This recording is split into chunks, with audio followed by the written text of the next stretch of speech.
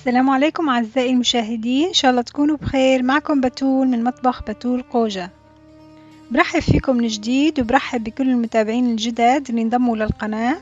وفيديو اليوم هو المشبك الحلبي.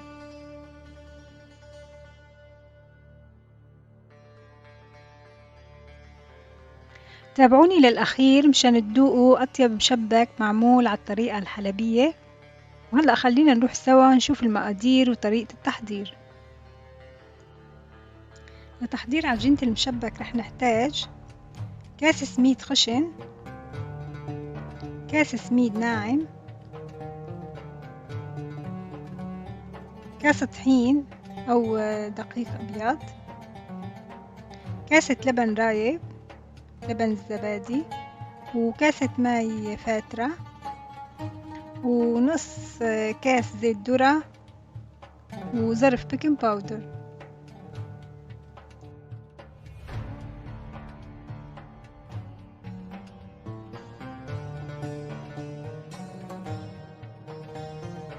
رح نبلش هلأ بتحضير العجين. رح نجيب صحن غميق ونحط فيه السميد الناعم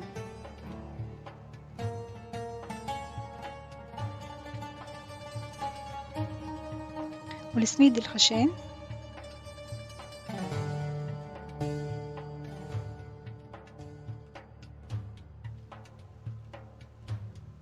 والطحين،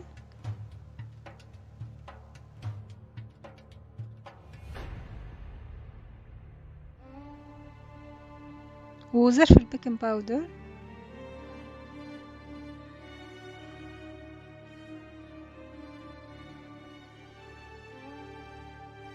رح نخلط المواد الجافة مع بعض، بعدين نضيف المواد السائلة. بعد ما خلطنا المواد الجافة مع بعض رح نضيف لبن الزبادي،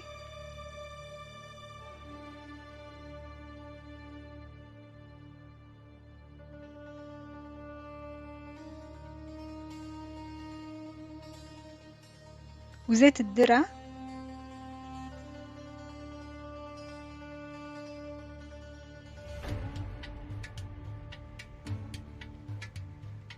وآخر شي رح نضيف المي.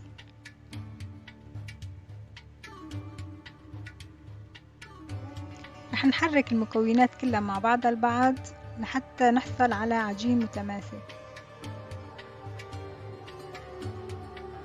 العجين بالأخير لازم يكون بهالشكل هاد. رح نتركه يرتاح حوالي نص ساعة. وهلأ رح نبلش بتحضير القطر. لتحضير القطر رح نحتاج كاستين سكر، كاسة ونص مي، وربع معلقة ملح الليمون أو عصرة نص ليمونة.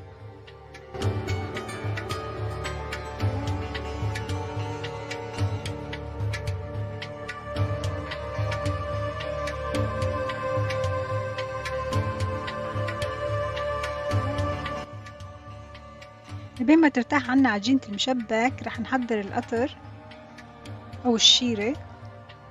رح نجيب طنجرة غميقة شوي ونحط فيها المي، وبعدين نضيف السكر،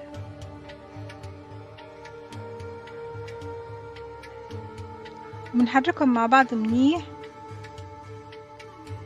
وبنتركهم يغلوا.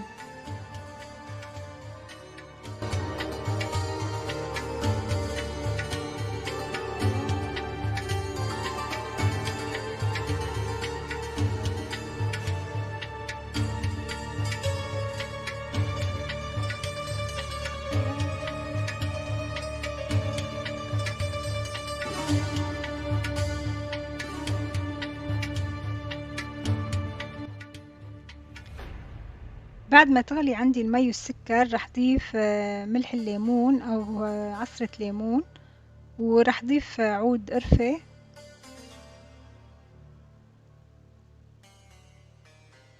ومعلقة ماء زهر.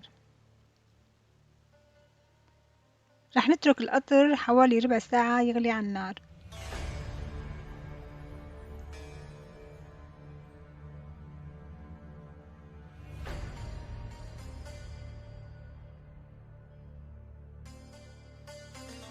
عشان نقلي عجينة المشبك رح نحتاج كيس اللي بنحط فيه الكريمة، كيس الكريمة، وعم بستخدم أنا هاد القالب. طبعا القالب تبع المشبك بيكون بالعادة أكبر من هيك اللي بيستعملوه بمحلات الحلو، بس أنا هاد هو القالب متوفر عندي.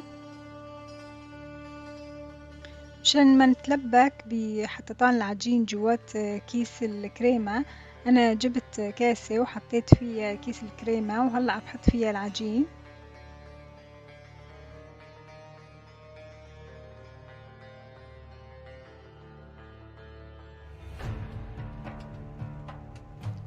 رح ننزل العجين لأسفل الكيس ورح نكمل كمان إضافة عجينة، أو فينا نكتفي بهالكمية هاي وبعدين نرجع نعبي الكيس مرة تانية. هيك صار عندي جاهز. مشان نعمل اختبار لحماوة الزيت رح نحط قطعة صغيرة من العجين مشان نشوف إذا الزيت حمي أو لا. ساعته بارد عندي بس هلأ تقريبا حمي، ورح نبلش بتوزيع العجين بشكل دوائر فوق بعض. وأول قرص بيكون صعب شوي، بعدين بتاخد إيدنا وبيصير عنا تشكيل القراص شغلة سهلة. طبعا حجم القرص بيرجع لذوق كل شخص، بتحبوا القراص تكون كبيرة أو تكون صغيرة.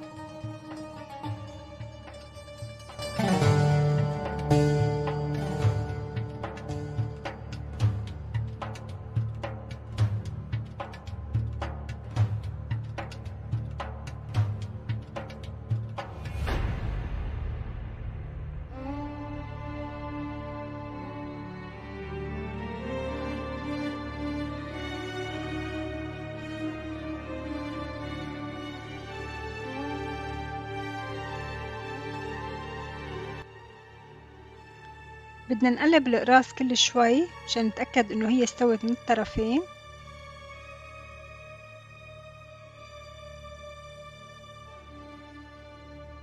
هيك صارت عندي القراص جاهزة وتحول لونها للذهبي. رح نصفيها منيح ونحطها بالقطر اللي سبق وسويناه وبردناه شوي. يعني لازم يكون عندي المشبك درجة حرارته عالية والقطر درجة حرارته متوسطة دافي. هاي ملاحظة كتير مهمة لازم تنتبهوا لها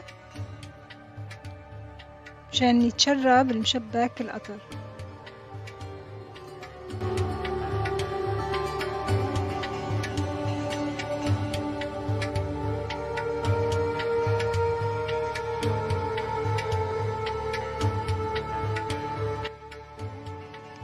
بالنسبة لتقطير المشبك بيرجع لذوق كل شخص فينا. اللي ما بحب الحلو كتير فيه ما يخلي المشبك بالقطر فترة طويلة.